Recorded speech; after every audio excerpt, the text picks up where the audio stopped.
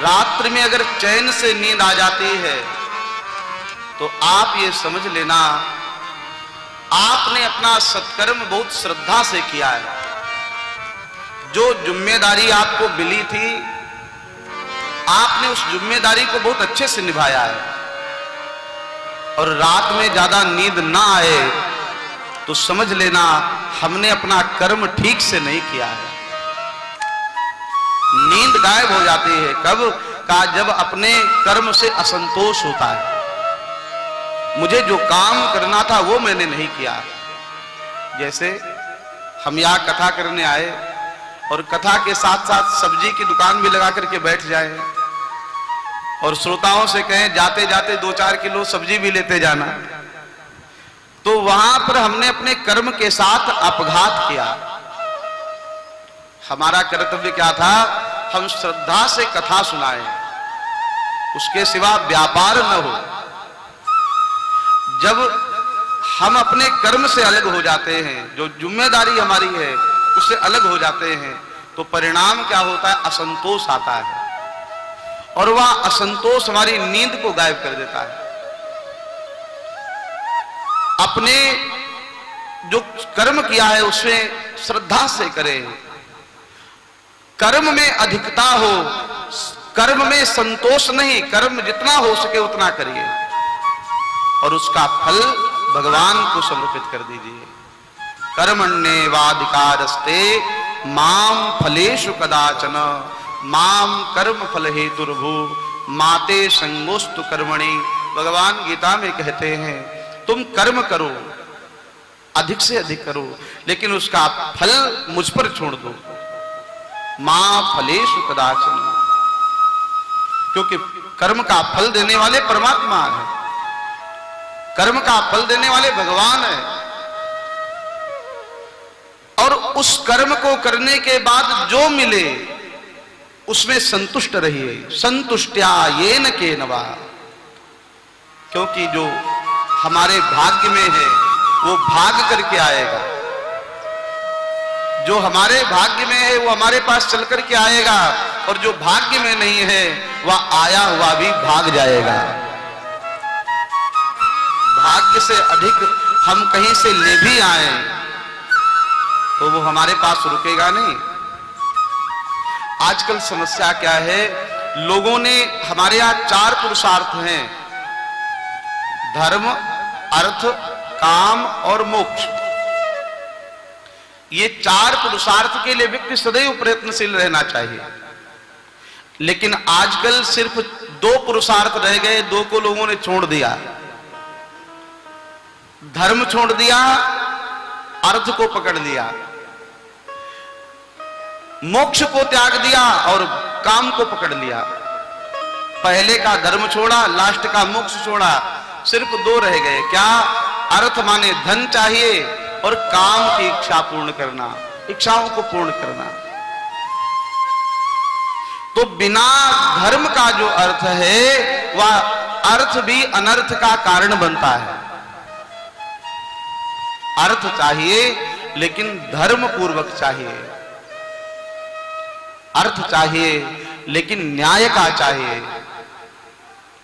अधर्म का आया हुआ धन वह 10-12 वर्ष में समाप्त हो जाता है। अन्यायोपार्जितं वित्तं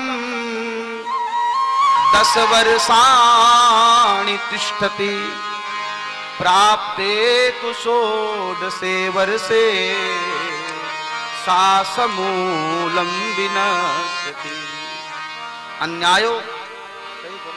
अन्यायोपार्जित वित्त सिर्फ 10 वर्ष रहता है। अन्यायोपार्जितम वित्तम 10 वर्षाणि तिष्ठति, मात्र 10 वर्ष उसकी उम्र है। और जैसे ही 11वां वर्ष आएगा, प्राप्ते 11 वर्षे सा समूलम विनश्यति। लेकिन आज लोगों ने धर्म को छोड़ करके अर्थ को कमाना चालू कर दिया। हर व्यक्ति अपना धर्म छोड़ करके अर्थ कमाना चाहता है। इस कोरोना महामारी के समय डॉक्टरों ने क्या किया महाराज, जिसको बीमारी नहीं थी उसको भी बीमार कर दिया। ऑपरेशन कहीं का करना था, ऑपरेशन कहीं कर दिया। उसके किडनी को निकाल के बेच दिया, उसके अंगों को निकाल के बेच दिया। जरा विचार करो, इस तरह का आया हुआ पैसा, इस तरह से आया हुआ अर्थ क्या तुम्हारे परिवार को सुख दे सकता है? जिस धन में दूसरे की हाय लगी है, उस धन से न तो तुम्हारा कल्याण होगा, न तुम्हारे संतान का कल्याण होगा, न तुम्हारे परिवार का कल्याण होगा। जो मकान बनाओगे अन्याय के द्वारा कमाए हुए धन से, वह मकान गिर जाएगा। जो गाड़ी खरीदोगे अन्याय के द्वारा कमाए हुए पैसे से, वो गाड़ी लड़ जाएगी। होता क्या? यही तो होता है।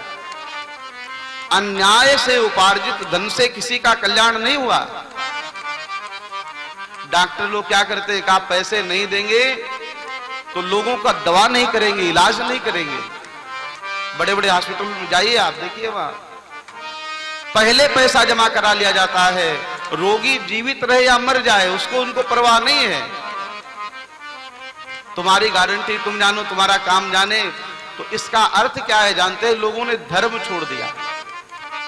डॉक्टर का धर्म क्या था? किसी तरह से रोगी को बचाया जाए। वहां पैसे की बात तो बाद में है, रोगी बच जाएगा तो पैसा तो मिल ही जाएगा। लेकिन वहां पर लोगों ने सिर्फ धर्म को, अर्थ को ही महत्व दिया, अपना धर्म छोड़ दिया।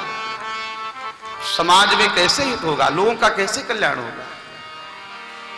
हमें अर्थ से ज्यादा महत्व धर्म को देना चाहिए। हम अपने धर्म का पालन करें और काम से ज्यादा मोक्ष को महत्व देना चाहिए। हमारी इच्छा भी पूर्ण हुई, अब हमको इस पृथ्वी को छोड़ के भी जाना है। 3 चीजों को सदैव याद रखो। पहला, किसी का किया हुआ उपकार कभी मत भूलो। दूसरा, अपना किया हुआ अपकार, किसी के साथ कोई अपराध हो गया हो, उस अपराध को कभी मत भूलो, अपने अपराध को याद रखो। और तीसरा, भगवान को और मौत को ये कभी मत भूलो। भगवान को सदैव याद रखो, मृत्यु को सदैव याद रखो। दिन में कम से कम 2 बार ये याद करो, हमें भी मरना है। अगर आदमी को मृत्यु की चिंता हो जाए तो वह अधर्म करना बंद कर देगा। उसे ध्यान आ जाए कि हमें भी मर के जाना है, हमें भी जिम्मेदारी जाकर के वहां जवाब देना है कि तुम क्या कर रहे थे, क्या तुमको करना चाहिए था। दयया सर्वभूतेषु संतुष्ट्या येन केनवा। और तीसरा साधन भगवान को प्रसन्न करने का, सर्वेन्द्रियोपशांत्याचा, अपनी इंद्रियों का शमन करना। रामचरितमानस की चौपाई है, आइए हम सब लोग गुनगुनाएं। छठ दाम शील विरति पाओ करवा, छठ दाम शील विरति पाओ करवा, निरत निरंतर सजन धर्मा, निरत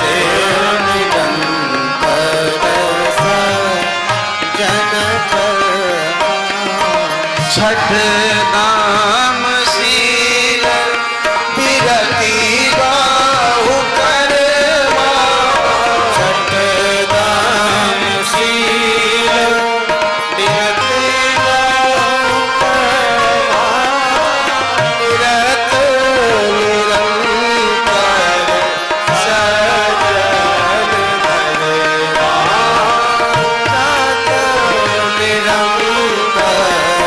सजन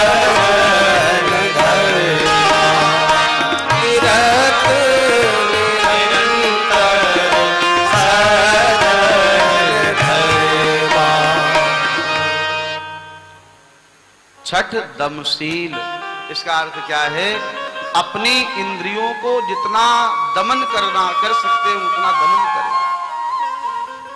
5 ज्ञानेंद्रियां, 5 कर्मेंद्रियां इंद्रियां सदैव विषय लोलुप रहती है, इनको विषय मत दो, इनको भगवान से जोड़ दो। मन एव मनुष्याणाम कारणम बंध मोक्षयो, तुम्हारा मन ही तुम्हारे बंधन का कारण है और तुम्हारा मन ही तुम्हारी मुक्ति का कारण है। देखो, आप अपने कमरे से आते हैं ना, तो उसमें ताला लगा के आते हैं, ताला बंद कर देते हैं, तो ताला को बंद करने की चाबी एक ही रहती है ना, बंद करना है और उसी चाबी से खोलना है। ऐसा नहीं कि बंद दूसरी चाबी से करेंगे, खुलेगा दूसरी चाबी से। जिस चाबी से आपने ताला बंद किया है उसी चाबी से आपका ताला खुलेगा। वैसे ही हालत हमारी मन की है। हम चाहें तो अपने मन को विषयों में लगा दें, हम चाहें तो अपने मन को भगवान में लगा दें।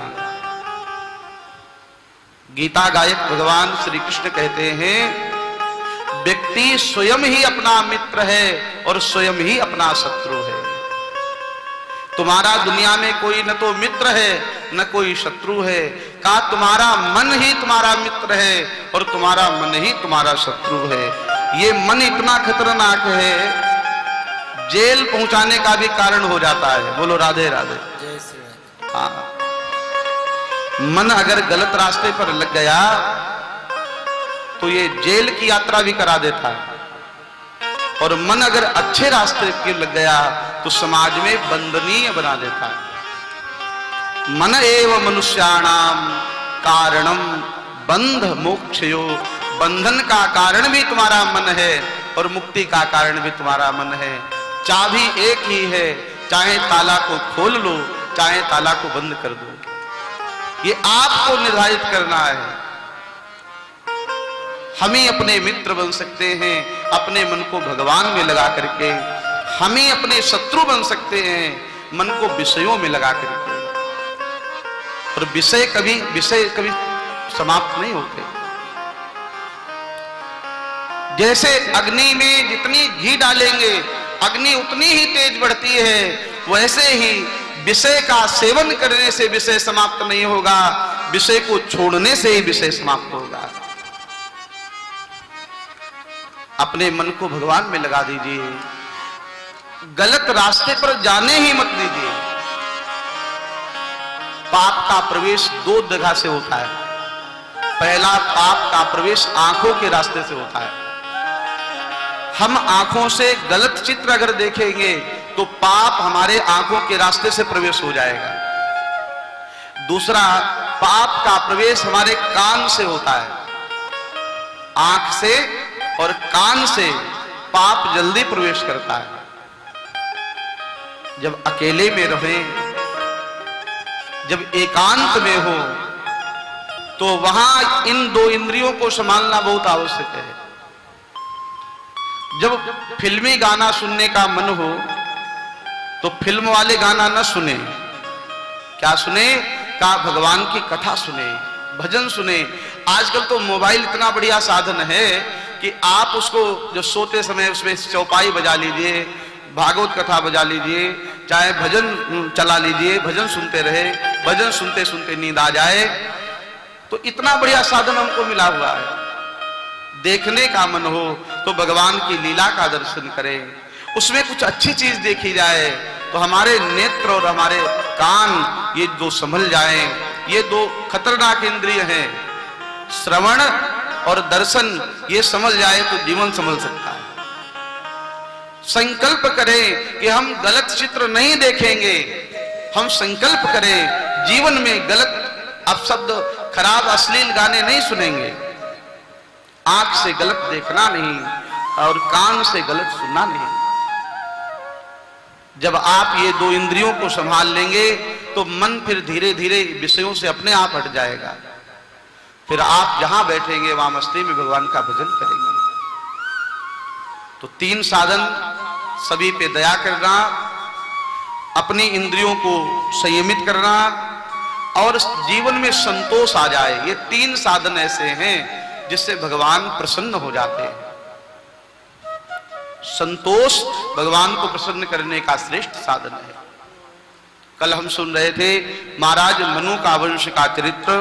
मनु महाराज के यहाँ 5 संतान हैं, 3 बेटियां 2 बेटे। आकुति, देवहूति और प्रसूति, ये 3 बेटियां हैं। आकुति का विवाह रुचि प्रजापति के साथ हुआ। इनके यहाँ स्वयं यज्ञ नारायण का जन्म हुआ, जिनकी पत्नी का नाम दक्षिणा है। जब यज्ञ भगवान आते हैं तो अपनी पत्नी दक्षिणा के साथ आते हैं। बिना दक्षिणा के कोई यज्ञ पूरा नहीं होता। यज्ञ में दक्षिणा की बहुत आवश्यकता होती है।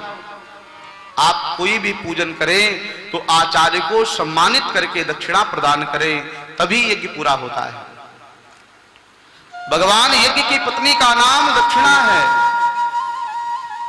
जय जयकार हुई है नारायण भगवान की। ये महाराज रुचि प्रजापति के यहां भगवान आए। दूसरी बेटी देवहूति, जिनका विवाह कपिल भगवान के, जिनका विवाह कर्दम ऋषि के साथ हुआ, जिनके पुत्र कपिल भगवान बने हैं। और तीसरी कन्या प्रसूति, जिनका विवाह दक्ष प्रजापति के साथ हुआ। इनका 16 कन्याएं हैं। उसमें एक सती नाम की कन्या है, उनका चरित्र कल आपने सुना। महाराज मनु के 2 बेटे हैं। एक का नाम है प्रियव्रत और दूसरे का नाम है उत्तानपाद। पहले उत्तानपाद के वंश का चरित्र का वर्णन किया गया है 4th स्कंद में, और 5वें स्कंद में महाराज प्रियव्रत के वंश का वर्णन किया गया है। महाराज उत्तानपाद के 2 पत्नियां हैं। जाये उत्तानपादस्य सुनीति सुरुचिस्तयोः सुरुचि प्रेयसी पत्नी नेत्रायत्सुतो ध्रुवा। राजा उत्तानपाद की 2 पत्नियां हैं, जिन एक का नाम है सुरुचि, एक का नाम है सुनीति। एक का पुत्र उत्तम हुआ और दूसरी जो सुनीति है, इनके गर्भ से ध्रुव नाम का बेटा हुआ। तो ध्रुव ऐसे भाग्यवान भगवान के भक्त हैं जिन्हें मात्र 5 वर्ष की अवस्था में भगवान मिल गए थे। कथा आप सब लोग जानते हैं। उत्तानपाद कौन है? का हर व्यक्ति उत्तानपाद है।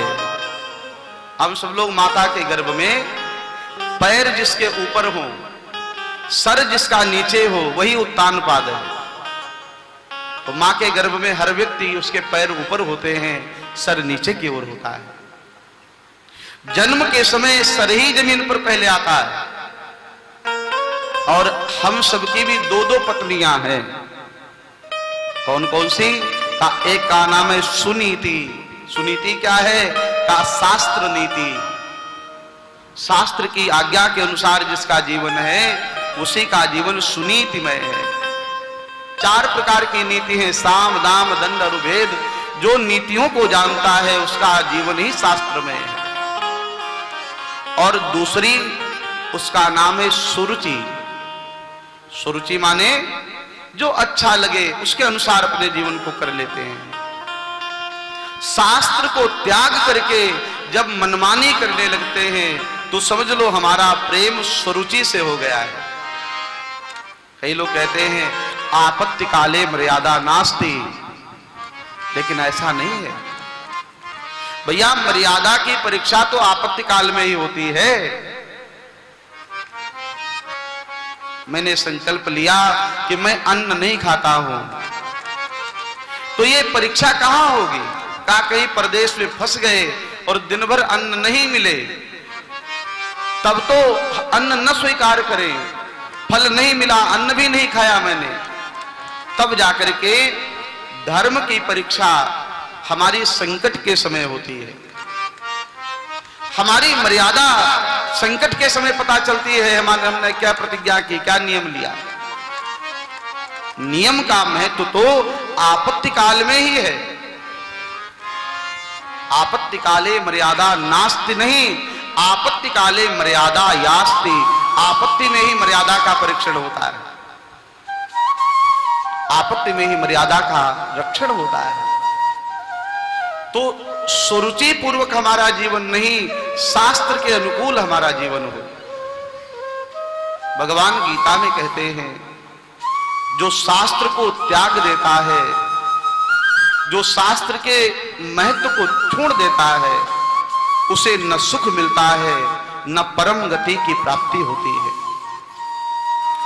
यह शास्त्र विधि मुत्सृज्य वर्तते काम कारतः न सिद्धि मवाप्नोति ना सुखम ना पराम गति। शास्त्र बुद्धि मुत्सृज्य का शास्त्र के विधि को नहीं त्यागना चाहिए। हमारा जीवन कैसा हो तो रामचरितमानस में बताया गया है, जो मार्ग श्रुति साधु बतावई, जो मार्ग श्रुति साधु बतावई, तेहि मार्ग चलत जन सुख पावई। तेहि मार्ग चलत जन सुख पावई। हमारा जीवन कैसा हो, शास्त्र के अनुकूल जीवन हो। हमको रास्ता पूछना हो तो किससे पूछें? हमें अपने जीवन में जानकारी चाहिए हो तो किससे पता किया जाए? दुनिया में हर जानकारी गूगल दे देता है। गूगल को भी गुरु मानते हैं लोग। लेकिन अगर आत्म कल्याण के लिए कुछ पूछना हो तो ये गूगल नहीं बताएगा, ये मोबाइल नहीं बताएगा। आत्म कल्याण के लिए और जीवन मार्गदर्शन करने के लिए आपको संत के सानिध्य में जाना होगा। जो मार्ग श्रुति माने वेद, शास्त्र माने 6 शास्त्र और साधु, आप लोग भी सुने और साथ में गाए हैं। जो मार्ग श्रुति साधु बतावई, जो मार्ग श्रुति साधु बतावई, तेहि मार्ग चलत जन सुख पावई। तेहि मार्ग चलत सुजन सुख पावई। तेहि मार्ग चलत सुजन सुख पावई। तेहि मार्ग चलत सुजन सुख पावई। हम रास्ता किससे पूछें, किससे किसके पास में जाएं? तो कहा, जो शास्त्र के अनुसार चलता है वह सुखी रहता है। आजकल तो लोग मनमाना आचरण करते हैं। कहा, शास्त्र वास्त्र कुछ होता नहीं है। वेद क्या होता है? कहा, ये तो मात्र लिखा हुआ ग्रंथ है। जो शास्त्र को त्याग देगा, जो ग्रंथों को त्याग देगा, जो संतों का आश्रय त्याग देगा, वह कभी सुखी नहीं रह सकता। ये गीता में भगवान ने कहा है, यह शास्त्र विधि मुत्सृज्य वर्तते काम कारतः न सिद्धि मवाप्नोति ना सुखम ना पराम गतिम। का उसे न तो सुख मिलेगा न तो शांति मिलेगी। शास्त्र जैसा बताते हैं उनके अनुसार हमारा जीवन हो। शास्त्र जैसा कहते हैं वैसा करने में हमारी भलाई है। न सिद्धि मवाप्नोति ना सुखम न पराम गतिम। महाराज उत्तानपाद सुरुचि के अनुसार चलते हैं। सुरुचि का जो बेटा है उसका नाम है उत्तम। का मनमानी से चलेंगे तो लगेगा कि हमें बहुत अच्छा लग रहा है, लेकिन परिणाम बहुत अच्छा नहीं आता है। और सुनीति का बेटा है ध्रुव। ध्रुव आज भी स्थिर है।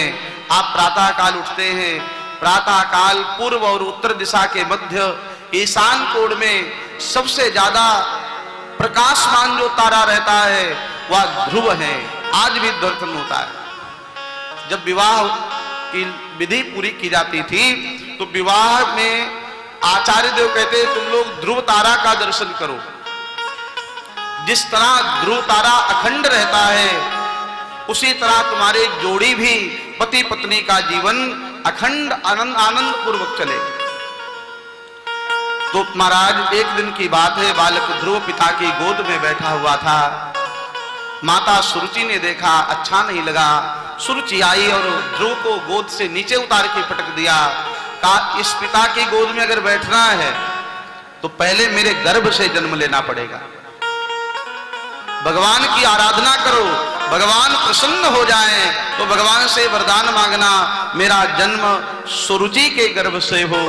सुरुचि ने जो कहा है का इससे भक्त का भी अपमान हुआ है और भगवान का भी अपमान हुआ है। सुरुचि बोलने में ये भूल गई कि जो व्यक्ति भगवान का दर्शन कर लेगा उसे दोबारा गर्भ में तो आना ही नहीं पड़ेगा, क्योंकि भगवान के दर्शन का फल क्या है? जीव पाव निज सहज स्वरूपा। जो मेरा भगवान का दर्शन कर लेगा वह दोबारा गर्भ में आएगा? कदापि नहीं। सुरुचि ने अपमानित किया है ध्रुव को। ध्रुव प्रणाम करके चल पड़े, रोते हैं। माँ के पास में आए। माँ सुनीति ने कहा बेटा क्या हुआ? ध्रुव ने कहा माँ, मेरी जो दूसरी माँ है उन्होंने पिता की गोदी से उतार दिया और उन्होंने कहा है कि जाओ परम पिता की गोदी में बैठो। तो यहां सुनीति का जो भाव है बहुत उत्तम है।